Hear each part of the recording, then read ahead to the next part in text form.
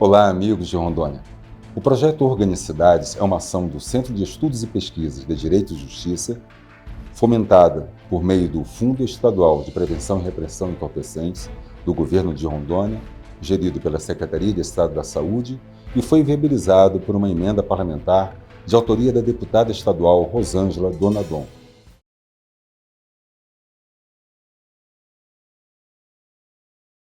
Dr.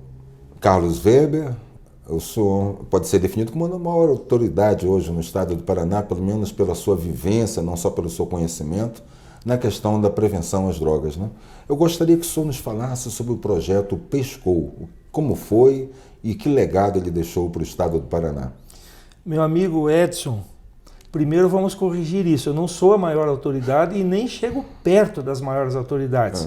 Eu sou um pai de família, né, que começou aos 17 anos fazer protagonismo nessa área das drogas, né, e que ao longo da jornada aprendeu um pouquinho e que gosta de compartilhar isso. Quanto ao projeto PESCOU, ele nasceu no ano de 2013, quando nós fundamos aqui na cidade de Campo Largo a Secretaria Municipal de Políticas sobre Drogas. Ela foi uma secretaria que fez história. Ela atuou em 4 eixos principais e nós criamos um 5º eixo chamado compartilhamento, né?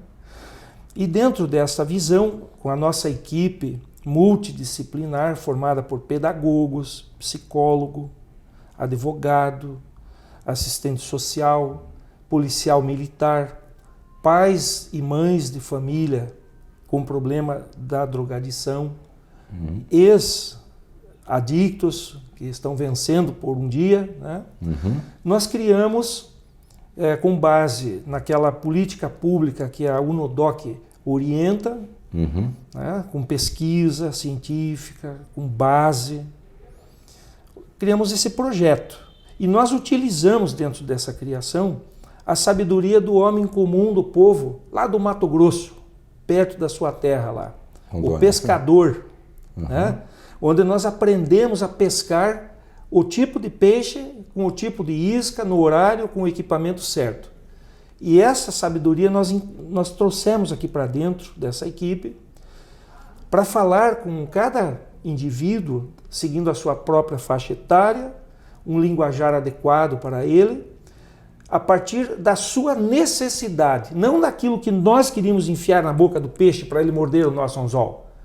Ele nos dizia o que ele queria comer e nós os alimentávamos com aquilo que ele precisava. Então esse projeto, que quer dizer prevenção em escolas e comunidades, PESCOU, ele nasceu dessa forma, com as expertises técnicas, mas também com a experiência do dia a dia, com a questão da drogadição. E nós trabalhamos então em toda a nossa sociedade, uma cidade com 120 mil habitantes na época, do período de 2013 a 2016, e nós capacitamos educadores a trabalhar a questão da droga. Nós entramos com arte, com música, com esportes dentro das salas de aula e nós ouvimos as crianças a partir da realidade delas, sociofamiliar. Elas nos diziam a sua realidade e nós então devolvíamos com as respostas que elas precisavam ouvir. E nós criamos personagem a partir da realidade dessas escolas. As crianças escreveram histórias. Por exemplo, uma criança observou que o pai, levando-a para a escola, jogou uma bituca de cigarro pela janela do carro. Aquela bituca de cigarro se transformou num incêndio florestal que dizimou o parque da cidade. E com consequências aos animais, às pessoas, etc., né? E esses animais vinham pedir socorro para a equipe do PESCOU, que no imaginário da criança essa equipe era a que iria ajudar a resolver o problema. Então, essa é uma das histórias que se transformou em gibi. Uma ferramenta arcaica, antiquada, mas lembre que a criança das séries iniciais do ensino fundamental ainda não estava lá em 2012 a 2016 na internet. E interessante, doutor, nesse caso específico, né? Porque a gente alcança um problema difuso, que é o problema ambiental, né? A partir de um comportamento compulsivo que é o uso e o descarte, né? Sim. Do cigarro. E a necessidade da criança de preservar o meio ambiente, que nós, na nossa infância, não fomos tínhamos, educados né? para isso, mas as crianças de hoje são. Então, houve uma adesão maciça das 17 mil crianças das nossas escolas para a criação do gibi. E nós tínhamos um voluntário, que ele era comunicador, estava estudando, e ele então conduziu o projeto da criação desses gibis. A quadrinização, a Isso, ilustração. tudo. E as crianças elegiam a melhor história para que fosse colocada dentro dessa ferramenta que circularia por toda a cidade. 5 pessoas, em média, iriam ler esse gibi, iriam interagir com ele. A par disso, antes de lançar o gibi, os professores eram capacitados, treinados, preparados para trabalhar essa ferramenta. Depois nós vínhamos dentro de sala de aula com essas expertises artísticas e nós trabalhávamos isso de forma lúdico-pedagógica, sempre com o protagonismo infanto-juvenil da própria cidade, jovens, crianças que vinham trabalhar. Depois, em outro momento, foi criado um concurso cultural, né, a partir das experiências dessas crianças com a drogadição dentro de suas famílias, usando sempre o personagem, esse esqueletinho, que todas as salas de aula aqui da nossa cidade têm um esqueletinho, as professoras trabalham o corpo humano.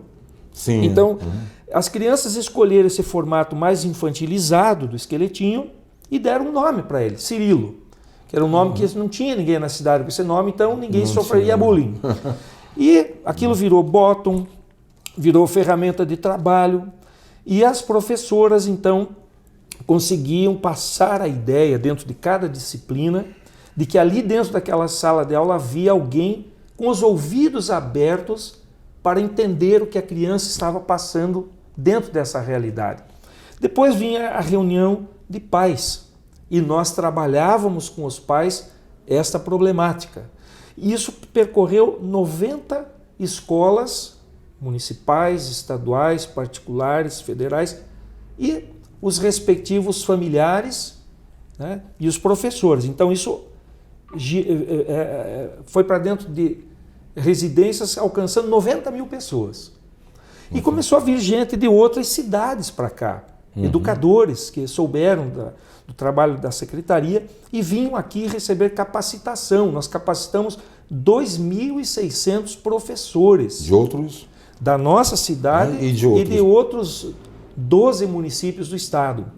E na sequência nós íamos ao encontro desses municípios, a convite deles, para passar a nossa experiência. Nós criamos depois um livrozinho, um livreto de bolso para o professor, com algumas palavras importantes, algumas dicas importantes, mostrando os livros da sua própria biblioteca escolar que ele poderia utilizar como recurso lúdico-pedagógico dentro da sala de aula.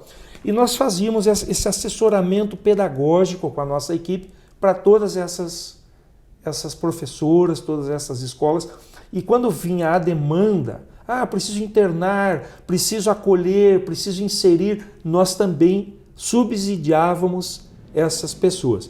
Nós ensinávamos dentro desse projeto, numa parceria no eixo, vamos chamar de repressão, para o povão entender, né, com a polícia, o 181, nós ensinávamos como utilizar o 181 para denunciar situação de drogadição, de violência, de tráfico e outras situações. E isso trouxe para a nossa cidade um benefício com a redução significativa da criminalidade, do tráfico de droga, e nós pudemos alcançar resultados fabulosos com esta ferramenta.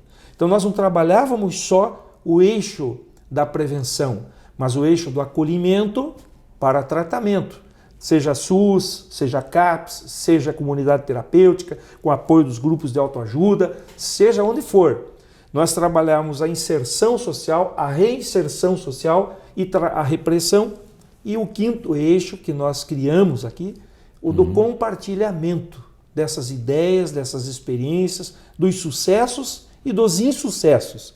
Esse projeto PESCO recebeu 5 premiações importantes aqui no estado do Paraná entre os anos de 2013 e 2016. O projeto PESCO, desenvolvido pelo Dr. Carlos Weber, no município de Campo Largo, trabalhava 5 eixos. O quinto deles, compartilhamento. E desse eixo nasceu um novo projeto, dialogando sobre política e sobre drogas. Dr. Carlos, qual foi o alcance desse diálogo empreendido a partir do projeto PESCO? Primeiramente, vamos fazer justiça aqui na nossa fala. Não sou o criador do projeto, eu sou o coordenador dele. Sim. Tem as minhas ideias aqui dentro, mas foi uma equipe... Qual criador, né? É o fruto, resultado de um trabalho de uma equipe de pedagogos, comunicador, policiais, né? Assistentes sociais, advogados, pais de família. Então, é o resultado de um trabalho. Nós tínhamos uma equipe pedagógica que comandava tudo isso aqui. Eu presumo, doutor, que o sucesso se deve, primeiramente, por ter um coordenador que enxerga isso, né? Porque é comum as pessoas, às vezes, se apropriarem, né, dos resultados dos trabalhos em equipe quando estão numa função de coordenação. E eu vi que o senhor sempre enfatiza, né, a participação de todos os atores envolvidos no projeto. Né? Sim. Por exemplo, como que nós vamos dizer que um gibi como esse aqui nasceu de uma pessoa só? Isso aqui é resultado de trabalho de crianças, de pedagogos, de professores, é a história das crianças da minha cidade, coordenados por um jovem protagonista, voluntário, que hoje tem mestrado em comunicação. Olha aí. Eles têm que ter comunicação dentro desse projeto. Você tem que contar algo que as pessoas queiram ouvir, não o que você quer que elas ouçam. Sim. Então, esse é um trabalho conjunto. Né? Você me perguntou sobre... O diálogo sobre política e sobre drogas, né? Então, a partir dessa experiência dos anos de 2013 a 2016, nós conhecemos muitos educadores do estado do Paraná. E no ano de 2017, eu fiquei doente, fiz quimioterapia. Em 2018, eu fui convidado pela Assembleia Legislativa do Paraná, pelo gabinete do deputado Alexandre Guimarães, que foi contemporâneo meu na Secretaria de Políticas sobre Drogas, foi um dos que me ajudou a criar a secretaria. Ele, como deputado, então, me pediu que fizesse em 30 municípios do Norte Pioneiro a apresentação da nossa experiência aqui na cidade com o PESCO. E esses 30 municípios se transformaram em 94, rapidamente. E no total de outros que a gente fez durante aquele período da Secretaria, foi 105 municípios, em torno de 105 municípios. Nós reunimos com as autoridades dos 4 eixos, né, e íamos até lá e mostrávamos, através de imagens, fotos, PowerPoint, o que nós alcançamos aqui no município com essa experiência. E isso foi muito gratificante porque nós pudemos ajudar muita gente a entender essa problemática. Muitos tabus que permeia a mente, o entendimento de um educador, nós conseguimos dissipar. Por exemplo, muitos professores dizem assim: eu não posso falar sobre drogas dentro da sala de aula porque o pai daquele menino lá é traficante. O irmão mais velho vem aqui depois me dar um tiro. Então há um tabu impregnado na mente de muitos educadores aqui do meu estado, de que isso pode gerar violência. Não. Eu trabalho isso desde os 17 anos e nunca vi um único caso de violência praticada. Porque até o traficante, que tem o filho estudando na escola, quer que seu filho fique longe da droga. Sim, nenhum traficante deseja a droga atingindo a sua família. E eu poderia contar experiências aqui tremendas a respeito disso, mas todas positivas. Né? Muitos outros tabus.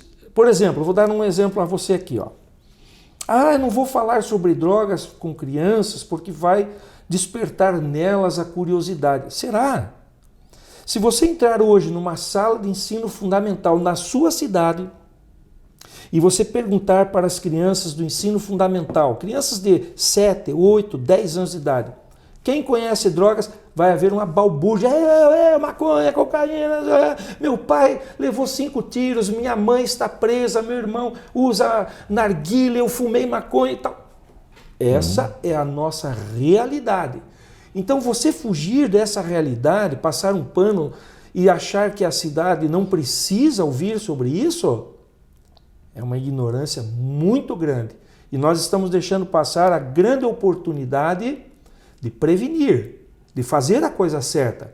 Porque os grupos de interesse que querem a legalização, a regulamentação, que querem, enfim, impor a sua ideologia, as grandes indústrias do tabaco que perderam bilhões de dólares com a nossa política pública sobre a propaganda do cigarro, eles querem vender o cigarro de maconha. Eles não estão preocupados que isso vai trazer transtornos mentais, doenças da terceira idade, doenças que para jovens de 15, 16, 20 anos de idade, que vai alijá-los do processo educacional, que vai tirar deles toda a motivação em poucos anos.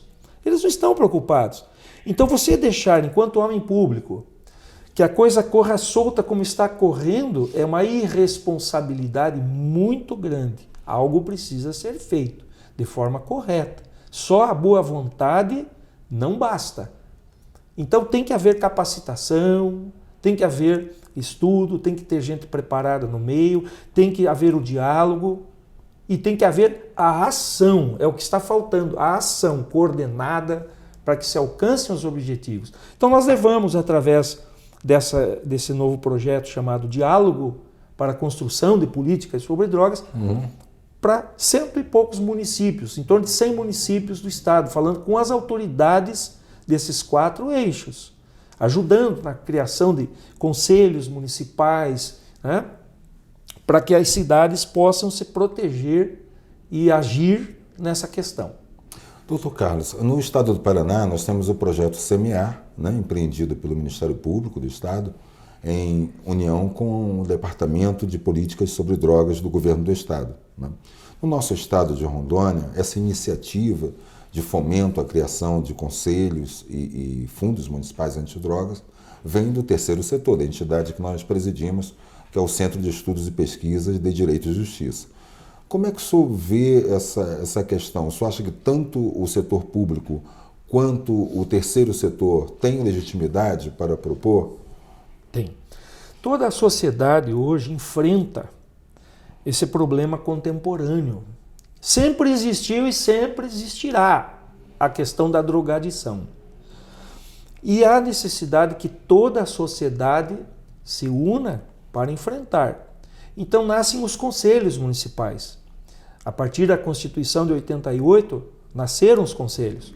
Os conselhos estaduais são órgãos que representam várias instituições governamentais e da iniciativa privada, né, para fazer esse trabalho. Aqui, como nós temos o Conselho Estadual de Políticas sobre Drogas, o CONESD, né, que é o órgão estadual. Fizemos uma conferência recentemente de políticas públicas sobre drogas. É necessário, é importante, mas é necessário que se vá além disso. Porque os conselhos, eles são órgãos deliberativos, consultivos, eles deveriam ser também órgãos executivos, executores, e há muita coisa que estes organismos, sejam municipais ou estaduais, podem fazer. Por que o conselho não pode entrar dentro de uma escola para capacitar educadores dentro da temática? Por que ele não pode abrir espaços para acolher e encaminhar? Não digo tratar, mas abrir o espaço para ouvir e encaminhar, indicar os espaços para o tratamento. E mesmo fomentar projetos pilotos de experiências inovadoras que, uma vez consolidados, serão replicados dentro de programas de governo, né? Sim. O nosso conselho aqui, no ano que antecedeu a fundação da secretaria, participava de shows musicais, casa de cultura, escolas, nós levávamos a banda musical, equipamentos e fazíamos eventos, pessoal do conselho junto. Quando criamos a secretaria, nós não extinguimos o conselho caminhava par e passo conosco. Então tem que ter algo assim. que possa ajudar a conduzir a política pública. Mas ele não pode ser criado a esmo. O grande problema que eu vejo nos conselhos, de uma forma geral, nessas décadas observando e participando, é o seguinte: o que eu vou dizer aqui não tem censura. Fique à vontade. Qual é o problema dos conselhos? Quando você encontra um conselho emperrado, parado, sem motivação, né? Você vai observar que na sua criação, na sua formação, a escolha das pessoas que vão compô-lo, né? Essas pessoas eram aquelas que muitas vezes não tinham identidade de causa, não tinham o sangue no olho, não estavam de alguma forma envolvidas com a problemática, não tinham referências na família, experiência com esse problema social. Então eles vão lá para participar uma vez por mês, lavrar uma ata, debater, discutir, encerrar e correr para suas atividades. Isso não funciona. Conselho não pode ser assim. Tem que ter pessoas ali que realmente estejam motivadas, que queiram ser protagonistas de uma contribuição para com a sociedade nessa área tão carente de ajuda. Doutor Carlos, o senhor tem alguma motivação pessoal para atuar na área de política sobre drogas? O senhor se sente à vontade para falar sobre isso? Eu me sinto muito à vontade. Eu comecei aos 17 anos. Né? Depois, durante a faculdade, eu conheci pessoas que iam para a praça com seus instrumentos musicais. Inclusive, uma delas foi juiz de direito, foi desembargador, foi presidente do Tribunal de Justiça do Estado do Paraná, Dr. Gamaliel Semiscaf, foi uma das pessoas em quem eu me espelhei, que largavam suas atividades para ir à praça fazer um evento para chamar a atenção e trazer para perto, acolher essas pessoas em situação de vulnerabilidade social. Dentre as quais as pessoas com a problemática das drogas. E eu fui então crescendo nesse ambiente e passei a trabalhar dentro dessa área também. Criei a minha banda musical, fiz meus 500 shows na década de 80, década de 90, depois participando de conselhos, criando projetos. Eu perdi um irmão aqui nesta cidade, né? Um irmão que era muito querido e no ano para a violência decorrente das drogas não, ou para as drogas diretamente? Para as drogas diretamente. E naquele momento eu resolvi abrir mão de vários outros projetos que eu tinha. Eu lecionava teologia, eu fazia conferências e passei a escrever e me dedicar a isso. E daí no ano de 2008 apresentei o projeto para a cidade. Não foi possível naquele momento, mas em 2012 um prefeito acreditou, um candidato acreditou, e nós em 2013 fundamos a Secretaria de Política sobre Drogas de Campo Largo. E de lá para cá, então, eu passei a trabalhar mais intensamente dentro dessa área, com essa equipe que nós formamos, né?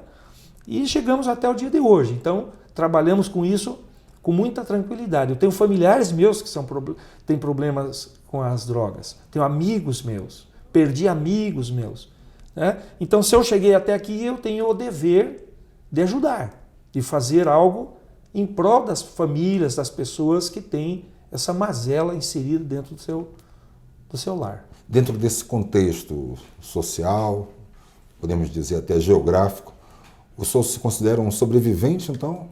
Me considero.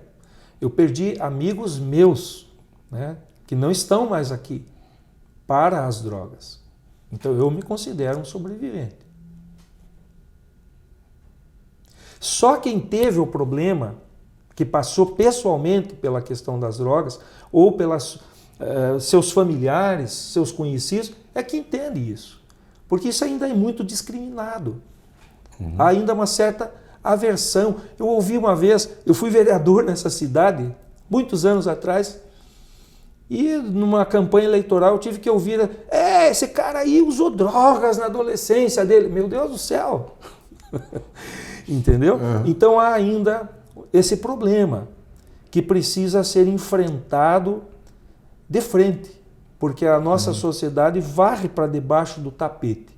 Aqui na nossa cidade dizia-se que não tinham problema. Morriam 50 jovens todos os anos, em média, diretamente pela violência das drogas e pelas drogas. E ainda assim afirmava-se aqui que não existia essa problemática.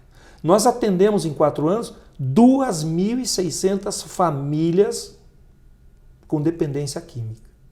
Nós capacitamos professores, nós acolhemos crianças, nós criamos aqui um departamento chamado DAPS, Departamento de Atenção Psicossocial Infantil, que em 6 meses acolheu e atendeu mais de 1.000 crianças e adolescentes com problemas decorrentes das drogas. Então você dizer que uma criança não tem problema com drogas é ignorar. Ela é a primeira vítima da sua própria família, né? E depois ela acaba se tornando também, né, diretamente envolvido com a problemática. Doutor Carlos, o diálogo da secretaria que o senhor comandou, né, com os grupos de ajuda mútua, que são fundamentais na recuperação, o senhor conseguiu se aproximar desses grupos, que parece que eles são um tanto refratários, né, em relação às relações com as instituições governamentais. Qual foi a sua experiência como gestor público? Primeiro, nós encontramos os obstáculos. Um é anônimo, não pode falar nada, o outro está escondido, fica lá de favor no canto de uma igreja, reúne de uma forma meio secreta e tal. O que nós fizemos? Nós trouxemos para a visibilidade esses grupos, respeitando as suas normas internas, mas nós tivemos aqui um prédio abandonado que nós trocamos 2 anos de aluguel, nós ficávamos itinerantemente agindo, e esse aluguel nós transformamos em reforma desse prédio. E para dentro desse prédio nós abrimos horários e salas para amor exigente, para narcóticos anônimos, para alcoólicos anônimos, só para citar os principais.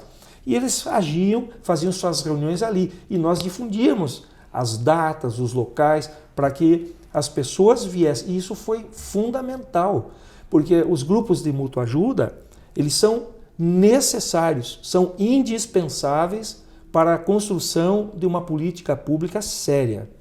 Você não pode fazer só tratamento pelo SUS ou só no CAPS. Você tem que trazer as comunidades terapêuticas, os grupos de autoajuda. E ao trazer as comunidades terapêuticas, você vai trazer gente séria e gente que não presta. Gente que está só atrás do dinheiro do povo, que não tem um mínimo de condições de atender. Mas aí você vai selecionando e você vai fiscalizando e você vai trazendo aqueles que são capazes de fazer um trabalho bom. Aquele que precisa de ajuda, aquela instituição que está perto de ter um nível mínimo, você ajuda. Nós fizemos isso com várias instituições aqui do entorno da cidade e obtivemos em troca vagas sociais necessárias para o tratamento. Nós fizemos parcerias com o SESI, Senai, nós fornecemos cursos técnicos profissionalizantes para essas 2.600 famílias, porque não basta você tirar o adicto da rua e tratá-lo. Você vai devolvê-lo para a cidade, ele vai demorar poucos dias para a recaída. Sim. Então você devolvia ele com um curso técnico profissionalizante. Em parceria com a Agência do Trabalhador, com a Secretaria do Trabalho, você ia oferecendo oportunidades para essas pessoas. E isso muda a vida das pessoas e a vida da cidade. Pois é, doutor Carlos, quando a gente fala em Conselho Municipal de Política sobre Drogas, as pessoas até estranham, porque acham que drogas é uma questão de repressão, de polícia, e município não tem polícia, né? Ou uma questão de justiça, e município não tem justiça, ou uma questão de denúncia de Ministério Público, e município também não tem Ministério Público, né? Mas quando nós enxergamos as oportunidades que um gestor municipal tem de desenvolver ações nos diversos campos de atribuições de uma prefeitura municipal que convirjam, né, para uma sociedade menos suscetível às drogas, nós vemos, por exemplo, na questão do urbanismo, que é bem municipal, né, a oportunidade de nós trabalharmos cidades mais seguras, né, melhor iluminação, melhor planejamento urbanístico, menos áreas mortas, né? E mais vida na cidade. Isso, obviamente, inibe as ações criminosas. Mas nós temos, por outro lado, também o higienismo social, né? Nós temos em alguns municípios, esse tipo de prática. Numa cidade de Rondônia, por exemplo, nós tínhamos uma pista de skate na praça principal da cidade. Os skatistas envolvidos com o consumo de maconha, né? E o que se fez então? Se eliminou a pista de skate, né? E se ergueu uma outra pista mais para a periferia. Como é que o senhor, como ex-vereador inclusive, né, e como ex-secretário municipal, como é que o senhor vê esse tipo de prática de política urbana? A política urbana é importante, mas mais importante é a política voltada ao indivíduo que mora nessa cidade. E se as duas puderem crescer em conjunto, um tanto melhor. Quando você faz um trabalho na política sobre drogas, você tem que identificar os atores, as vítimas, os cenários, as possibilidades, os cenários. O que nós fizemos aqui na cidade? Aqui nós tínhamos um confronto de grupos de skatistas.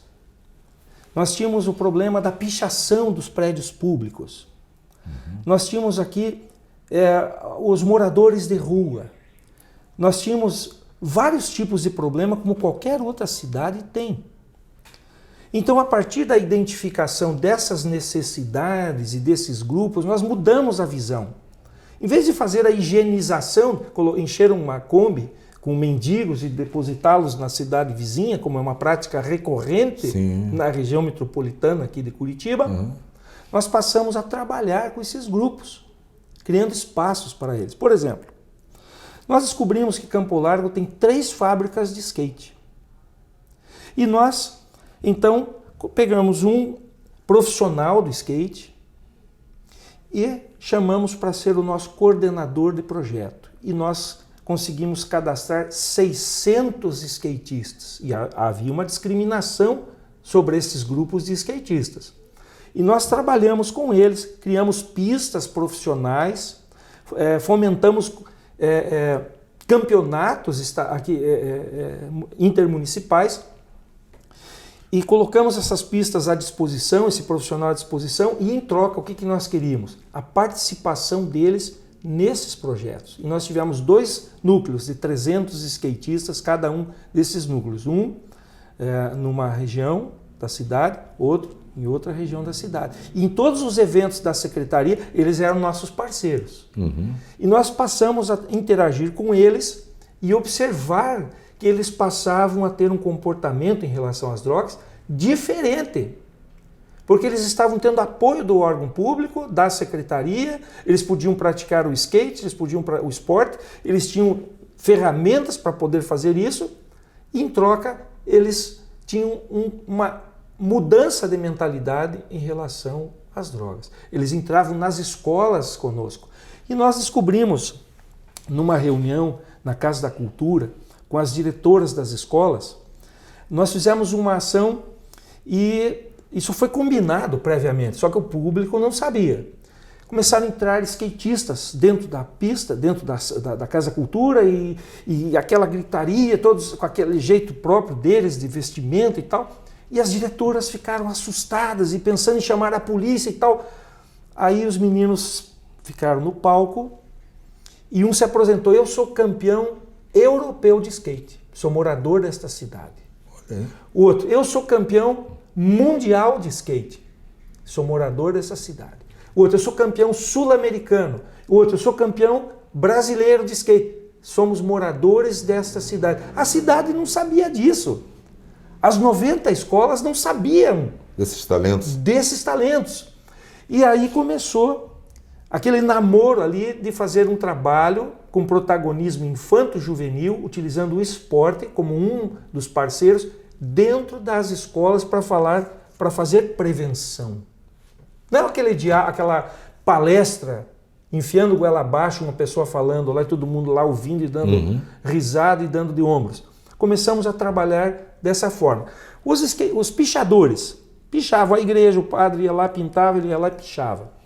Nós descobrimos que onde um pichador assina, o outro não passa por cima, ele respeita aquela, ele vai fazer do lado, mas ali ele não faz. Tem essa ética? Tem. Então nós fizemos o quê? Nós trouxemos material, nós trouxemos artistas reconhecidos por essa galera e fizemos cursos para eles e abrimos parcerias. Nós tivemos várias escolas municipais e estaduais que abriram seus muros para pintura de obras de arte a partir da grafitagem e o compromisso deles não pichar mais os prédios da cidade. E naquele período de 13 a 16 não houve pichação de prédios públicos.